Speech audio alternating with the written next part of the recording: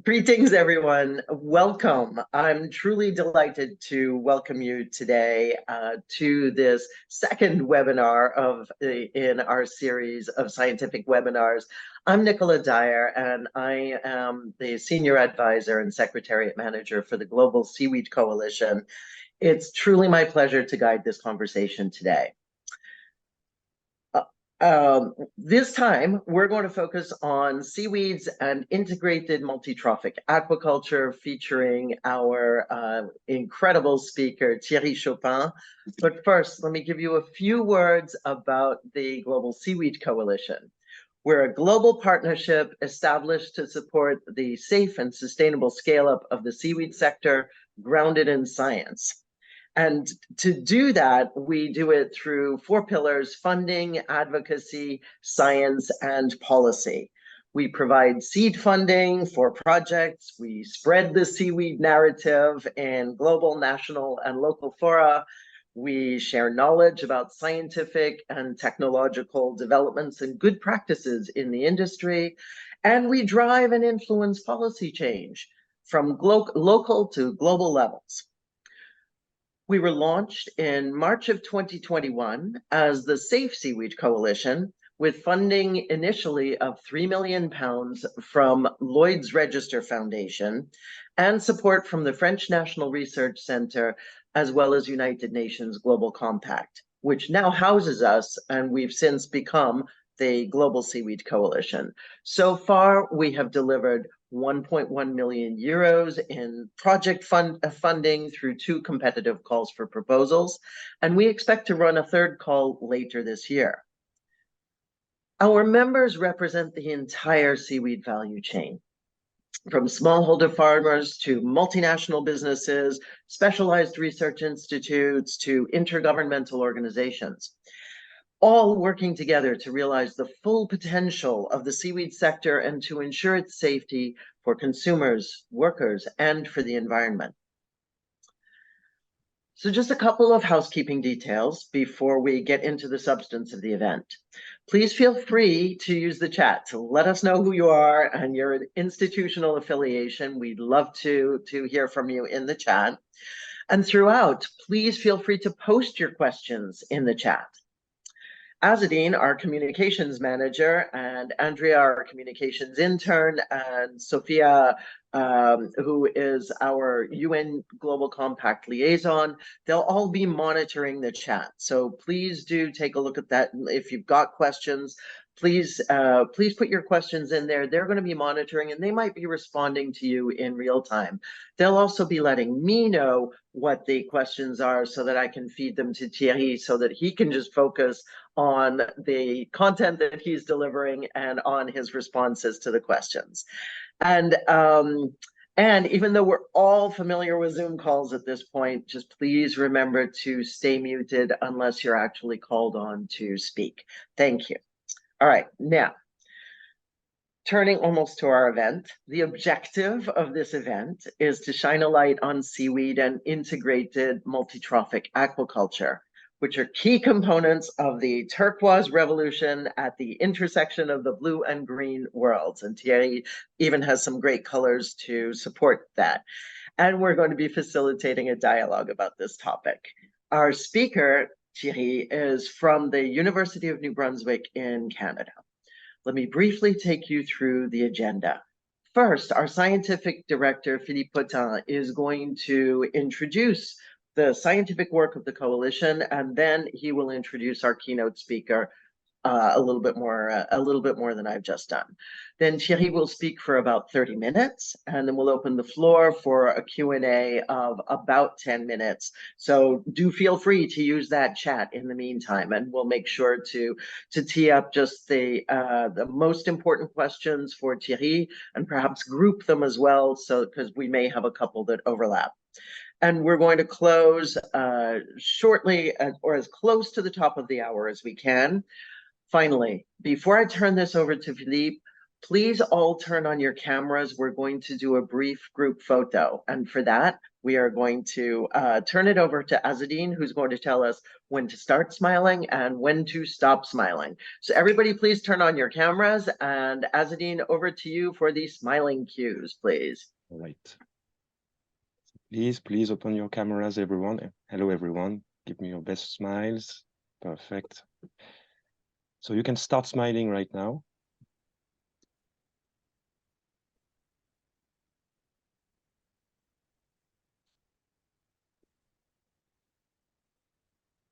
And it's done. You can stop smiling, but keep smiling. Thank you so much, Azadine. Now over to you, Philippe.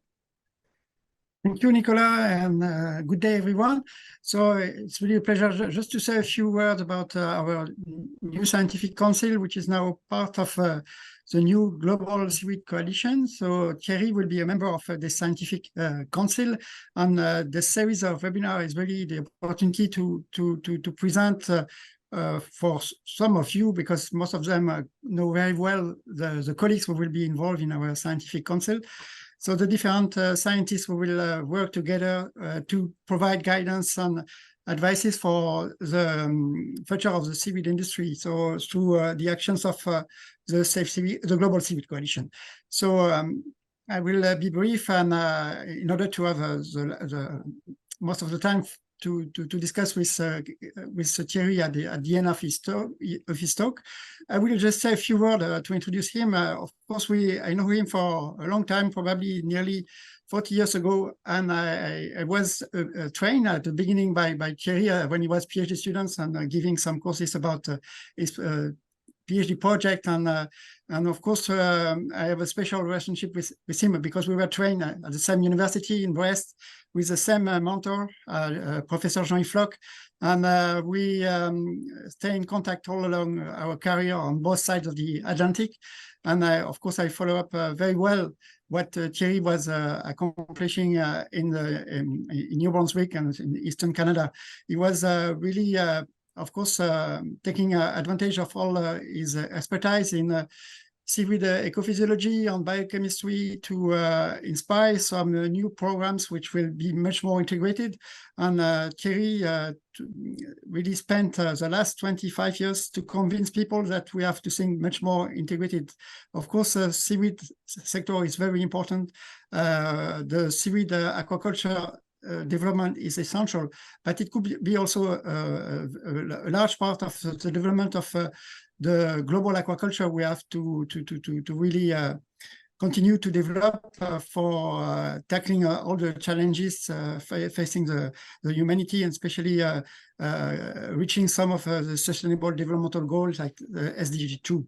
So that's and also, of course, SDG 14 for the oceans. So Thierry really advocate all these aspects during the last year. He developed a lot of networks, both in Canada and worldwide, to develop the concept of IMTA. And he was at the beginning of the creation of this word, and I'm sure he will start his talk by introducing what is IMTA. And so I have not much to say, except that Thierry was awarded by many prizes, which will be too long, of course, to develop before his talk. So Thierry, the first is yours.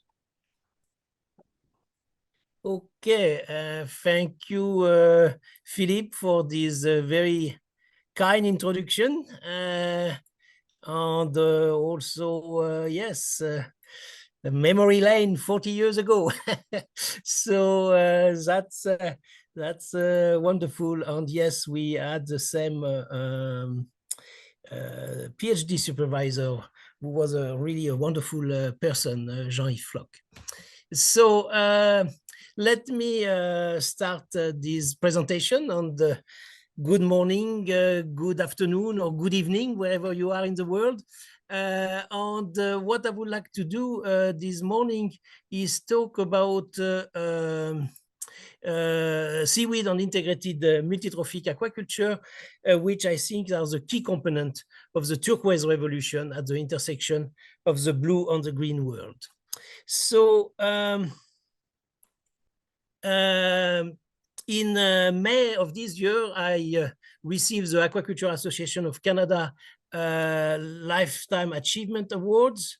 I am trying to eliminate one thing. Oops, that's not what I wanted.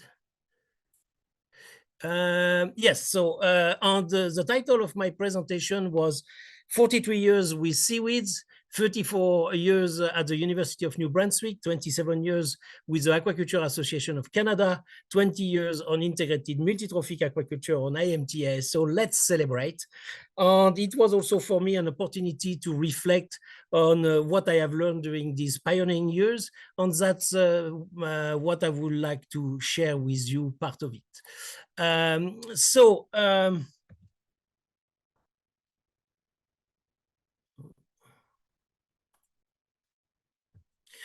Seaweed cultivation is well established in Asia, and there it doesn't need explanation and justification. But in the Western world, we do not know really much about seaweeds.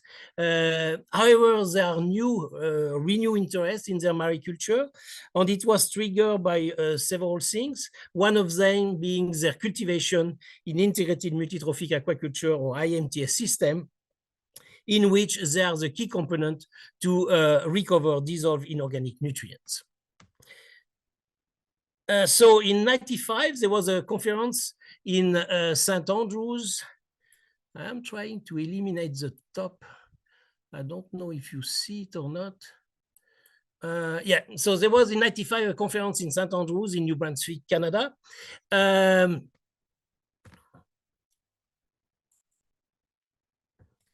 I gave a presentation at that time, which was called Mixed, Integrated, Poly or Multi-Level Aquaculture. Whatever you call it, it's time to put seaweed around your cages. From '95 to 2000, I would say it was a period of preaching in the desert. We wanted to differentiate our practice from monoculture. Obviously, there was a term already existing, polyculture, but that's not what we are doing. Cultivating 3 species of fish together, for example, is polyculture, but it's not addressing the problem of co-cultivating 3 fed species together. So in October 2003, so just 20 years ago, for the first time, I mentioned the expression integrated multi-trophic aquaculture at the Aquaculture Association of Canada annual meeting in Victoria in British Columbia. And here you have the program at 10:45. Thierry Chopin was speaking of the ecosystem interaction at an integrated aquaculture site. One species waste is another treasure. So later in March 2004, we had a workshop in St. John in New Brunswick, where I am talking to you from. And we were not sure what we keep, integrated aquaculture, but Jack Taylor was also saying, keep multi-trophic. So we kept everything, integrated multi-trophic aquaculture or IMTA. And I am glad to report that since more than 1,500 publications on IMTA have been published. So that led to this now famous diagram of integrated multi-trophic aquaculture with 5 components, and I will not go into the detail of it. Also, one key message that is important is IMTA doesn't mean that fish have to be part of the systems. For example, there is a well-known system, IMTA system in Shanggu Bay in China. It's a huge bay from north to south. It's 18 kilometers. That's a view from Google Earth. You can see it from Google Earth. And when you are at sea level, that's what you see. So it's in one direction, seaweed, seaweed, seaweed, seaweed. On perpendicular, it's invertebrates, invertebrates, invertebrates. And at the present time, there is no fish cages in the middle of all that. Other system, not involving fish, Boffeljag Farms in South Africa, and John Bolton, who maybe is on this call, work with this farm, and it's growing albalone, sea lettuce, and sea urchins. Another example, it's Primar Aquacultura in Brazil, and it's a cultivation of shrimp, oyster, seahorses, and seaweeds. So we don't necessarily need to have fish in the system. Another thing is that the different components of an IMTA system do not have to be constrained to the limit of existing finfish site. That's how we started in Canada to work within the regulation, so within a salmon site, but that's not necessarily what we want because it doesn't reflect the ecosystem scales at which aquaculture farm really function anyway.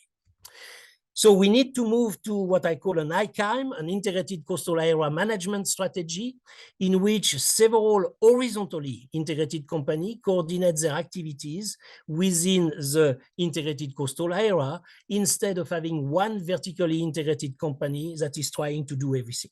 We tried that model in Canada, it doesn't work. So at the present time, I think it's much better to work horizontally with companies that communicate, that coordinate among themselves within area management. Because IMTA concept is extremely flexible and can be applied worldwide to open water on land-based system, marine and freshwater environment. For example, for me, aquaponics is a type of IMTA, temperate and tropical climates, and because there are many combinations of different marine resources possible by taking advantage of the local biodiversity to select appropriate species based on their complementary functions. That's what is important in the ecosystem. Also their economic value and their social acceptability. Because of all of that, there is no ultimate IMCS system to feed the world. And I would like to insist on the fact that IMTA is a concept, not a formula.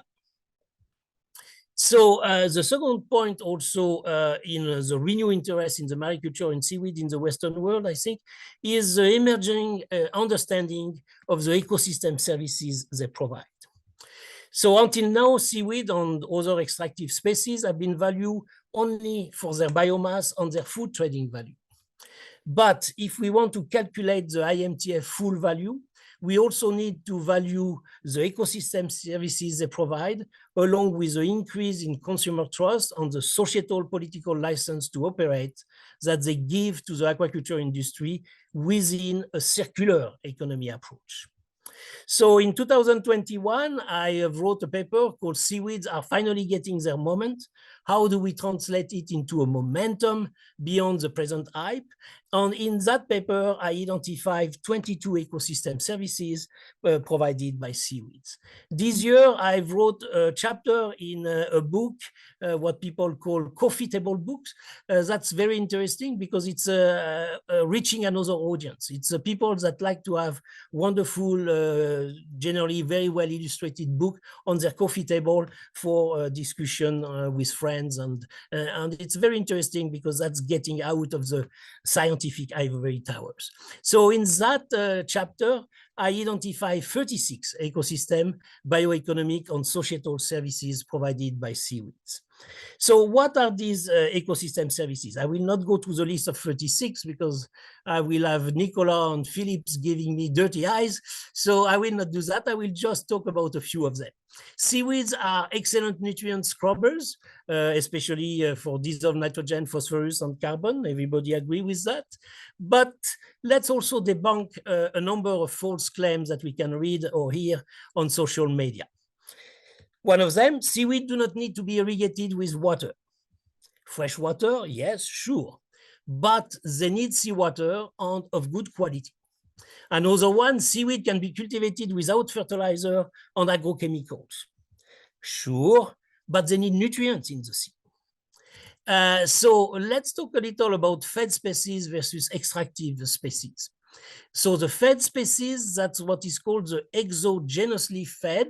So the feed is given by humans, by opposition to the extractive species, which are endogenously fed, which means the feed is already present in the ecosystems.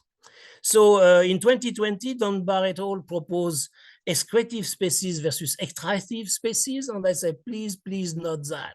Because all organisms feed on something and excrete something, including invertebrates and seaweeds. What would be the fate of an organism if it was not excreting? Sooner or later, it will become internally toxified or it will explode. So let's be clear, endogenously fed extractive species rely on feed that is already present in the ecosystem, even if partially coming from the co-product of the co-culture exogenously fed species in IMTA system. So it should be clear, there is no zero input food, there is no free lunch. So if we plan a very large-scale seaweed cultivation operation, most probably located offshore, we may be in a situation where there may be a lack of the appropriate nutrients or having them in insufficient concentrations. And that could be a situation of deficiency, not necessarily of the classical one, nitrogen, phosphorus, and carbon, but also of other nutrients, and for example, iron. And recently, a paper was published by Ellie Payne et al. Iron limitation of kelp growth may prevent ocean afforestation. So we have to think about, do we have enough nutrients before we develop these large-scale operations? We are already seeing some impact of nutrient limitation in some region. Talking with some friends in South Korea, for example, quite a lot of times the kelp cultivation are at the out of the mouth of rivers, which was a very good strategy because you get the flow of water, you get the flow of nutrients, which before was a regular flow. But now with climate change, we have period of drought, or we have period of tremendous flooding, which means a lot of water and a lot of nutrients. But these things are uneven, and that's not what you need for seaweed cultivation. Talking also with friends in Indonesia and the Philippines, with this time okumatoids. Here you see a bay in Indonesia, and all these dark spots are okuma covered by water at that time when I was there. And they tell me that in some bays we have quite a lot of okuma, and we see that we are getting low in nutrients. So we are also thinking of following period. I say, oh, what are you talking? Following, just like doing that with fish? Yes, we should do that with seaweed, but I say, what will happen to the economy for the villagers? What will be their source of revenue the year you are following? And I say, well, you know, there is another solution. Instead of following, you need nutrients. Well, in your bay, put a few fish cages, not too many, but put a few fish cages. And guess what? We are back to IMTA. Now, also with animals, Madagascar, case here is the sea cucumbers, tremendous density of sea cucumbers, and there will be a point where these sea cucumbers will not have enough food to feed, to graze from the sediment. So what will we do when so much density of sea cucumber will exhaust the nutrient in the sediments? So let's talk a little about regenerative aquaculture. That's the latest buzzword. Seaweed and sea cucumber are the new poster children of benign aquaculture. But what do we need to regenerate? Regenerate to what state? Was there ever a climate state or nirvana of perfect nutrient balance or habitat for all without flux? Will too many extractive species removing too many nutrients from the ecosystem not become a problem? Will we be at a state that we will have to regenerate the regenerative aquaculture? There is a point when too much of a good thing, yes, even too much seaweed and invertebrates can be harmful. So we are at the present time in a paradoxical situation. Discussions are re-emerging regarding fertilizing seaweed farms, but protagonists will have to choose. You cannot claim wanting to develop regenerative aquaculture to reduce nutrient input, and at the same time advocate adding nutrients in the ocean to increase the productivity of seaweed farms. Anyway, I find that the way regenerative has recently been associated with aquaculture contradicts the original meaning associated with agriculture. In regenerative agriculture, you want to retain the nutrient in the soil as much as possible. Regenerative aquaculture, the way it's used is, oh, I want to soak all the nutrients to get to take them out of the medium, which is seawater. So it's diametrically opposed use of the term regenerative. There is also an obvious parallel with deep sea mining. one should not be in favor of a deep sea mining moratorium, and at the same time in favor of covering the seabed with tons of seaweed for supposedly sequestering carbon. So seaweed have their moment at the present time, and that's great.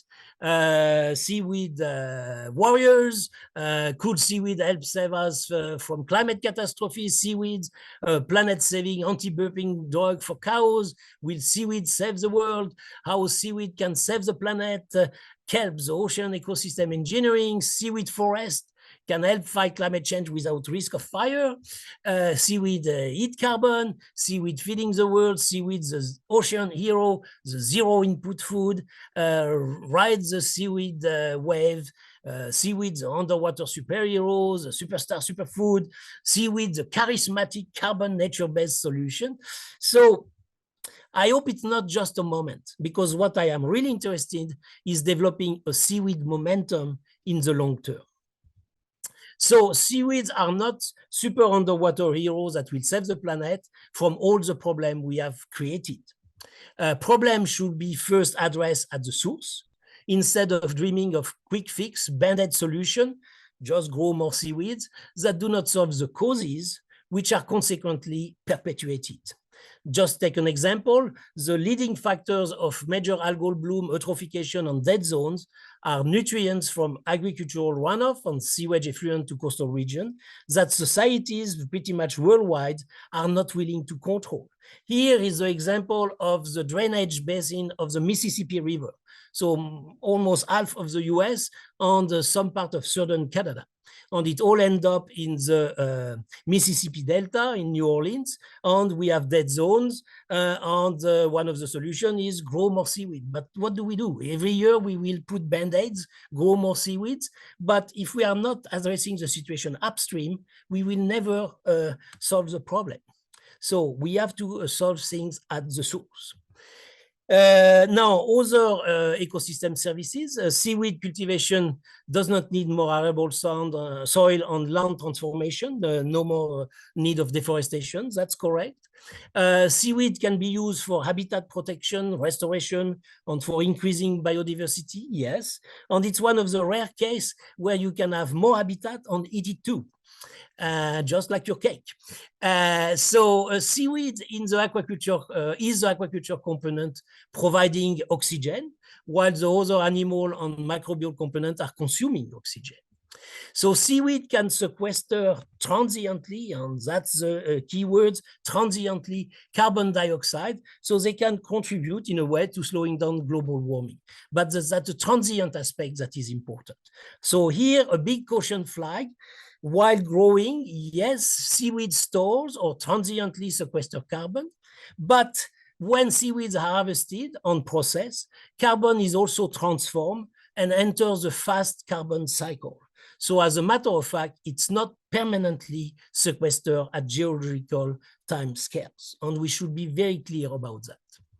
By transiently sequestering carbon dioxide, they could also reduce coastal acidification, and coastal here is important. I didn't talk about ocean acidification because I think we will never grow enough seaweed to change the pH of an entire ocean, but at the coastal level, for example, near shellfish hatcheries, yes, with seaweed, we can have an impact on the pH of the water intakes and help the calcification of juvenile shellfish or corals.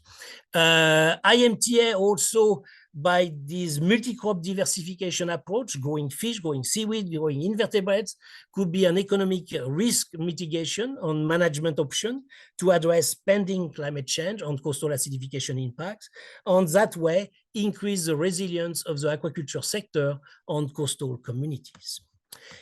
Seaweeds, invertebrates, and fish can participate in the decarbonization of this world by being part of the dietary shift. And that's one of the 5 opportunities for action we identified in 2019 in this document, The Ocean as a Solution to Climate Change, for the high-level panel for a sustainable ocean economy.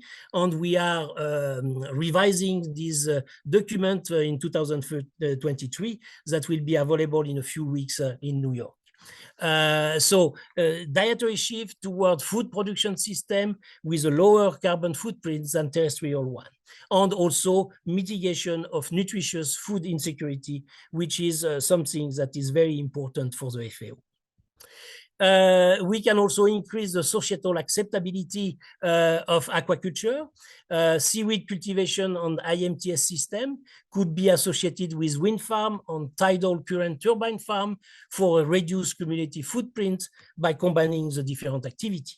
Oh, so people are saying, wow, that's a revolutionary idea. Never heard of it. Oh my God, yes, we should do that. Well, I've been talking about that since 2009. So I am glad, especially in Europe, to see that, yes, finally there is integration or project to integrate wind farm and aquaculture, and that's a great development. So the value of the ecosystem services of seaweed and other extractive components of IMTA system will have to be recognized, and that's what we are at the present time, the first phase. Then the second phase will be to monetize, to put a value on it, and the third phase will be to use them as financial and regulatory incentive tools. So I will take the example of the seaweed total world aquaculture production, 35.1 million tons worth 16.5 billion. If you look at the average composition of seaweed, around 0.35% nitrogen, 0.04% phosphorus, 3% carbon, and how much it costs to remove them with a wastewater treatment facility like this one, it's around 20 to 40 US dollar per kilo for nitrogen, around $10 per kilo for phosphorus, and around 48.4 US dollar for carbon, but per ton, not per kilo, but per ton. And I will come back to that. So if we calculate the nutrient bioremediation ecosystem services of the total seaweed aquaculture worldwide, it's at least 2.6 to 5.1 billion US dollar, which is, as a matter of fact, as much as 30.9% of their present commercial value. And nowhere in economic sheets, in the company books, do you see that line. And that's a significant amount of money that should be credited to seaweeds. So it's time we develop a system of nutrient trading credits. And I would like to bring to your attention that there is more money to be made with nutrient trading credit, the NTC, than with carbon trading credits, the CTCs. Nitrogen trading credit, it's between 2.5 and 4.9 billions. Phosphorus, it's around 140.4 million. And carbon is just 51 million. And why is that? Because in the previous slide, I told you the price were per ton compared to nitrogen and phosphorus was per kilo. So there is a factor 1,000, and nobody is paying attention to that. So it's about time we think about more, we focus more than on carbon. At the present time, everything is carbon, carbon credit, carbon offset, carbon tax, and everything. We have to think about phosphorus, nitrogen, and other elements like iron and other ones. So the recognition and implementation of NTC will give a fair price to seaweed on extractive aquaculture. So we need also to integrate the economic and the social and the regulatory aspect of IMTA. With the Canadian IMTA network from 2007 to 2019, we published 11 publications, theses and paper, on the economic value and the benefit of IMTA. I will just give you a table from the last studies by Mark Carras. So different scenarios, and we are comparing the NPV, the net present value of IMTA versus the net present value of salmon monoculture. Different scenario, price premium, mortality, not mortality, production vary from year to years, all these things. But in all the scenario, IMTA is more profitable than salmon monoculture. So the aquaculture industry is always telling us, well, show us that IMTA make more sense economically. And I am saying, well, you know, we have 11 studies, and they are based on the number provided by the industry. And thank you very much. You open your books, you let our economics look at the data, they process the data. We came back to you. We say, that's what we found. Are you in agreement? Yes. Would you like to be co-author on this paper? Yes. And so they have been part of the process. So when they come back and say, where is the economic demonstration? I say, well, it has been done, 11 papers. So why not consider the economic demonstration as done and adopt IMTA more rapidly? We also have to talk about the intangible societal benefit of IMTA. So intangible, that's social science jargon is, not biology jargon is. And what it means, it's there are benefits, but it's not easy to put a dollar or euro value on them. And I will just give you an example here. We have David Suzuki and Sarika Suzuki visiting an IMTA site, and we have here Glenn Cook from Cook Aquaculture. So David Suzuki and Sarika Suzuki, they are very big environmentalists, very well known on TV and radio in Canada, and maybe in other parts of the world. And so it's very important. It was a CBC episode, and here when you had David Suzuki and Glenn Cook shaking hands, I think that was quite a scoop. And when CBC is repeating these episodes every 6 months, that's changing minds, changing perception on aquaculture. And it's intangible, you cannot put a dollar value on it, but it's doing something. Also talking about differentiation of eco certification for premium market price. So our IMTA salmon was called Wise Source Salmon by Loblaw. Loblaw is the biggest food retailer in Canada. On the market price, premium market prices, people say, well, yes, that's wonderful. But, you know, when people arrive at the cashier, everything evaporates because people want the cheapest food available. Or, well, if you reach 5%, you will be lucky. We got 11%. So you can get premium market price on IMTA product by differentiating them correctly. We need timely and enabling regulatory changes instead of the current hampering regulatory order. And I published that in Fish Farming Technology, the case of New Brunswick, Canada. The regulators at the provincial and federal level were not that happy, but a few things had to be said. In several countries, including Canada and Norway, I was at Aquanor 2023 a few weeks ago, aquaculture legislation has been built around salmon farms, particularly to combat disease in intensive monoculture, and that's regulations that date to the 80s, really. And it is now clear that 40 years later, this regulation may inadvertently prevent innovation in aquaculture practices, such as IMTA. So we need to change these regulations. Now, also seaweeds are more than just seafood. And here is a table that shows the different markets and the added value of seaweed products. You can see that it goes from pretty much $0 to more than $1,000 per kilo dry weight. So different application, different price you can secure. One thing I would like to bring your attention to is the one at the bottom, almost at zero, the deep ocean dumping for carbon tax credit offsets. We are putting a paper together on deep ocean seaweed dumping in the deep oceans. We are 20 authors, and I suppose a number of them are on this call today. And it's about to be published, so we did these wonderful infographics. And basically, the message is deep ocean seaweed dumping is highly questionable, it's risky, and it's not the best use of the biomass. And you can see at the bottom, we have a list of uncertainty with deep ocean seaweed dumping. I will not develop them, but I will say that biologically, environmentally, societally, legally, ethically, it doesn't make much sense. And economically, it also doesn't make much sense.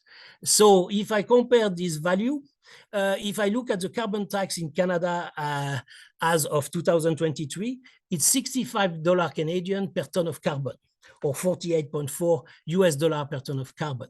If I translate that in dollar per kilos of dry weight seaweeds, it's 1 cent 45. So there is, for me, no incentive to grow seaweed to dump them at the bottom of the ocean. 1.45 cents, is that what I want per kilo when I can go several $100 per kilos? So no, there is no incentive. So also people ask me, where do seaweed, where does IMTA fit within the UN Sustainable Development Goals, the SDGs? And I would say IMTA is right in the middle of it. So of course, everybody talk about SDG 14, life underwater, but IMTA has impact also in other SDGs at the biosphere level, at the economy levels, at the society levels, and of course, SDG 17, the one that recap everything. So altogether, IMTA contributes not only to SDG 14, but also to 10 other SDGs. So at recent conferences, people talk about blue growth, blue economy, blue revolution. However, we should also recognize that it needs to become greener. So it's consequently time we combine the two, and we talk about the turquoise growth, the turquoise economy, the turquoise revolution. Because frankly, how often is the seawater the color of the blue lagoon? Very often the seawater is turquoise, and as a matter of fact, that's great. If it is turquoise, it's because it has nutrients. And if there is nutrients, we can grow things in the oceans. No. We have to have nutrients, not too much nutrients, but we need to have some nutrients in moderation. That's always a big thing, in moderation. And on that, I will say thank you very much and merci beaucoup. Wow. It's we who say merci, merci beaucoup. That was just terrific, Thierry. I am sure that I speak for everybody on this call when I say I learned a ton. Thank you very much for the debunking, for encouraging a reframing of the way that we think about seaweed and the way that we think about sustainability, other sustainability topics, thinking about nutrients as opposed to strictly carbon. So I'm saying all this, I am sure that there are many questions. I did not see questions in the chat, which suggests to me that people want to have FaceTime with Thierry. So I'm going to encourage people to put up your Zoom hands if you have a question or a comment, even though for me it was very clear, Thierry, you covered so much ground that I'm sure that people would like to come in. So I'm just going to keep talking until I see a Zoom hand. There we go, Vincent. All right. And then we have Inka. So Vincent, go ahead. Hello, Thierry. Always nice to hear from you. Such a great talk, a great accent. I love it as well. And just a question. It seems so obvious, this concept. Why is there no, so far, or how do you explain that so far we don't have any, even in Asia, if I'm not wrong, commercial scale activity in IMTA? I mean, no one has managed to demonstrate profitability. I mean, it's not a challenge. I mean, it's really a challenging question. It's really a question for me as well, because I don't understand why we cannot demonstrate that. What are the hurdles to the profitability of IMTA and the development? Well, as a matter of fact, no, even in Asia, there is a publication of the FAO 2 years ago that says that 52% of Chinese aquaculture is in fact IMTA aquaculture. So people are not necessarily calling it IMTA, but they are doing it. I had the example, for example, in Korea, where people were saying, because I was seeing abalone aquaculture on 300 meters away, I was seeing seaweed aquaculture. And they told me, oh, no, that's not IMTA, it's two different companies. And I say, yes, in terms of bank account, it's two different companies, two owners, it's separate for humans.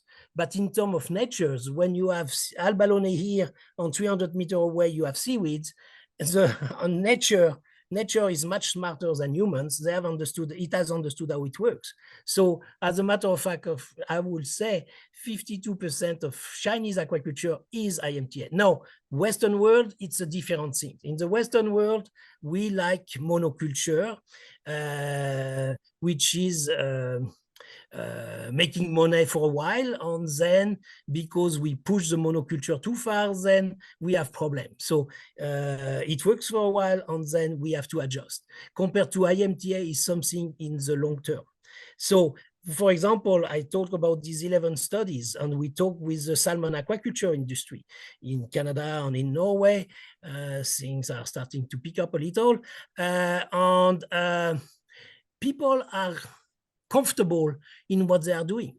And yeah, you are good at salmon. You are good at salmon. When you say, oh, will you grow shellfish and sea cucumbers on seaweeds? People are not that comfortable, especially when there is no incentive or no tax or credit, the carrot or the stick, to make change. So I think that's what is happening. But sooner or later, regulation will be put in place, and people will realize, when 60% in a salmon aquaculture company, 60% is food, is feed.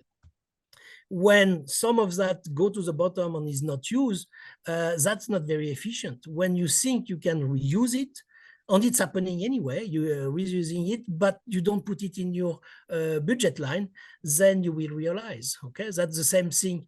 For example, our price premium, 11%, but the company was not highlighting taking that budget line out of the rest of the production. So they say, oh, well, we never made money. Well, yes, because your 11% were buried with the rest, but you will have taken the time to identify it, you will have seen it, and then you will say, oh, wow, that's worth it. So at the present time, it's short view on economics, and also I would say the regulations. Regulations are not helping us, and we need to change regulations. Thank you, Thierry. Thank We've you. got 3 people lined up to ask questions. I'm going to propose that we take 2 at a time. So Inka, can you pose your question? And Arthur, if you're okay with that, Thierry, that way we can perhaps get in a couple more questions. So Inka, over to you. Okay, thank you, Thierry, for this wonderful talk. I especially liked your calculation of the low amount of the low price for the carbon credits. And it would be, I think this is really convincing, and I really would like to see the calculation to convince all those people who are currently driving this forward. And I recently saw a talk about our phosphate limitations that we will have in future, because phosphate is one of the limiting factors and it's all washed into the sea. So we have to squeeze out the seaweeds, the phosphate of the seaweeds, also for agriculture on terrestrial land. And I think this part should be really promoted. And I don't know whether you have any publications dealing more specifically with this topic and that you perhaps could advertise to us also. Yeah, we mentioned. Go ahead, Thierry. No. We mentioned it in a paper published this year with Max Stroll about fast carbon cycle and think beyond fast cycle. In the paper coming soon out, we will mention it. Yes, phosphorus. Because so much in oceanography books, it has been nitrogen is the first limiting factor, phosphorus is the second one, and in some part, especially tropical region, it's the first one. So phosphorus need to be addressed. So let's take now 2 questions together, Arthur and Maris. Hi everyone. Good morning, Professor. I just have a quick question. It's regarding the CTCs and the NTCs. I see you don't present any for the shellfish portion, only the seaweeds. Just wondering. Thank you. No, I'm sorry, Thierry. Maris, your question. I want to make sure we get in a max of questions. So Maris, over to you. Yeah. Thank you, and thanks, Thierry. Fantastic presentation. I have a question about the nutrients. From one hand, we know that our seas, especially European ones, are eutrophicated and are having excess nutrients. From other hand, we often hear when we are speaking about developing the seaweed sector in Europe, that these seaweed sector developments could steal nutrients from the natural ecosystems. Are there any maybe good global overviews how this looks like, how this fits together? Okay, from one hand, we are speaking about the traditional nutrients, phosphorus, nitrogen. And then on top of that, we had that there is iron that is very much needed for growing seaweed. Do you have any maybe good references of that? Thank you. Yes, the first question. For this presentation, I focus on seaweeds and IMTA. I didn't cover shellfish because we are the global seaweed coalition. But yes, the same can be done with shellfish. The shellfish are absorbing in their shells quite a lot of nutrients. There is also the problem of calcification of early stage of the juvenile shellfish. There is also a calcification issue with coral reefs. So as a matter of fact, yes, we can do similar calculation. I think I saw just a few days ago some papers that has been done on shellfish contribution to sequestration. And yes, we can do exactly the same thing, but I didn't cover that today because 30 minutes. The other aspect, the nutrients, yes, the problem is we are trying to brush everything with all the seas with the same condition. And there are some regions where we have eutrophications, on some region, especially if we move offshore, where nutrients are at pretty low level. So all this talk about moving offshore for seaweed aquaculture, we will have to be careful because nutrients could be not in the right amounts, and also people focus on nitrogen, phosphorus, carbon, but yes, I mentioned iron, and also other one, magnesium, molybdenum, manganese, and all these things could be also a trace element, but that can be very significant. So we have to be very careful of painting everything with the same brush.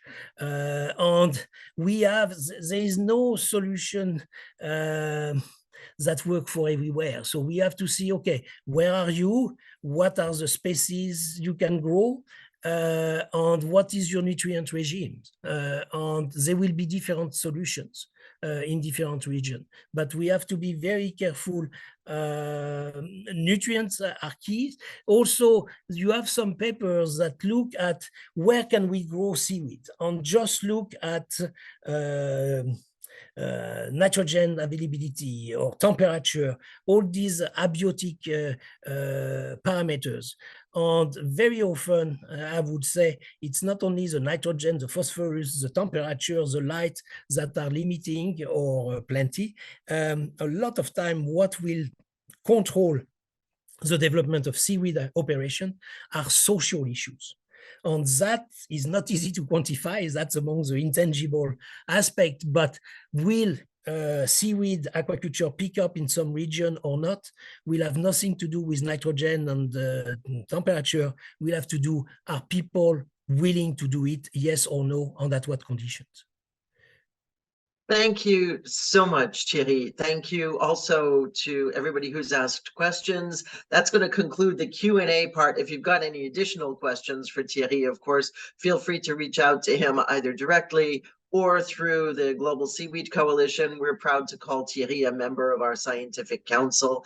And we really appreciate, Thierry, your contributions today. Huge thanks to you for explaining in 30 minutes a very complex and multifaceted topic. You fit a lot into a short time in a very entertaining way, I might add, and just a teensy tiny addition. That photo of David Suzuki, well, thank you. For me as a Canadian, that was truly priceless. So thank you very much.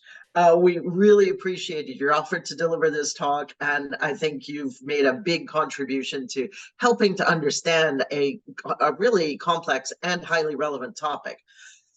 So in terms of thanks to all of you for your engagement, for your interesting questions, for your presence. It was so great to see you introducing yourselves in the chat. We really like that, and we'd love for you to stay engaged. And there may be a few ideas coming up in the next few minutes on that. Thanks to my colleagues, especially Philippe, for your scientific leadership of the coalition, and to Azadine and to other members of the communications team. We really needed your support in organizing this event. Thank you so much. Time for a promotional word, because of course why would we not? If you're not already a member of the Global Seaweed Coalition, please join. It's easy to do it. It's free. Azadine has posted or will be posting the website, which in the chat, it makes it very easy for you to join. There's just a button that you click on, and you just have to give a few details. And that will give you access to information about the seaweed world and about seaweed, give you access to our bi-weekly newsletter, our periodic communications, our member collaboration space, and importantly, exclusive members-only access to our events. And that's highly relevant because for those of you who don't know, October 5th is going to be our annual meeting. For those of you who can be there in person in Paris, we strongly encourage you to do so. We have space for 100 members of our coalition, which is around 1,100 members strong now, but we have space for about 100 people to attend in person, but you've got to register now. We need to have a good handle on the numbers. So please, if you're interested, go. It's very easy to do that registration too. You do have to do 2 registrations because our annual meeting is being held in the same venue and is going to kick off a series of 3 days of conversations. The first EU algae summit algae awareness summit is going to be held then from October 5th to October 7th.